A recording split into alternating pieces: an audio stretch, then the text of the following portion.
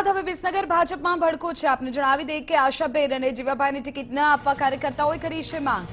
વિસનગર ભાજપના પૂર્વ મહામંત્રીની આગેવાની હેઠળ મળી છે બેઠક અને સ્થાનિક પાયાના કાર્યકર્તાઓને ટિકિટ આપવા માટે માંગણી ઉગ્ર બની છે। આશાબેનને ટિકિટ આપી તો ભાજપે ઘણું ગુમાવવું પડશે તેવું પણ અત્યારે ત્યાં હાજર બેઠકમાં જાણકારી સામે આવી રહી છે। સ્થાનિક પાયાના કાર્યકર્તાઓને ટિકિટ આપવામાં આવે તેવી ઉગ્ર માંગણી અત્યારે થઈ રહી છે। વર્ષોથી જે ભાજપમાં કામ કરતા હોય અને કાલે સવારે કોંગ્રેસમાંથી આવી અને ટિકિટની માગણી કરવા નીકળી પડે તો પાર્ટીએ ટિકિટ એવા લોકોને ના આપવી જોઈએ, કારણ કે વર્ષો જૂના કાર્યકરો ભાજપની અંદર ભાજપ એક એવી પાર્ટી છે અમારી કે એમાં 11 કરોડ સભ્યો હોમ તો આવડી મોટી પાર્ટીને કોંગ્રેસના આયાતી ઉમેદવારની ક્યાં જરૂર છે?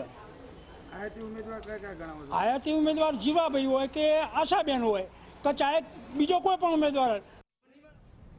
વધુ જાણકારી આપી રહ્યા છે મારા સંવાદદાતા મનીષ મિસ્ત્રી। મનીષ, ફરી એકવાર એવી જ માંગણી કે બાગીઓને નહીં પરંતુ પાયાના કાર્યકર્તાઓને આપો ટિકિટ।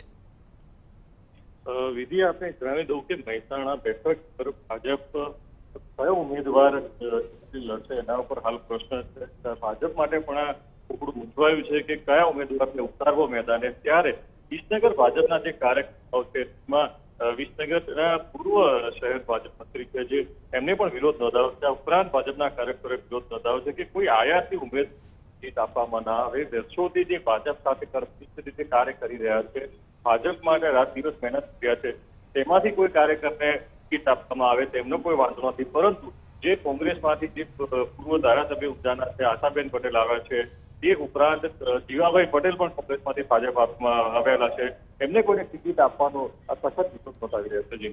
બિલકુલ મનીષ, આભાર તમામ જાણકારી બદલ। તો આપણે જણાવી દઈએ કે ઊંઝા બાદ હવે વિસનગરમાં પણ કાર્યકર્તાઓની માંગ કે પાયાના કાર્યકર્તાને જ આપવામાં આવે ટિકિટ।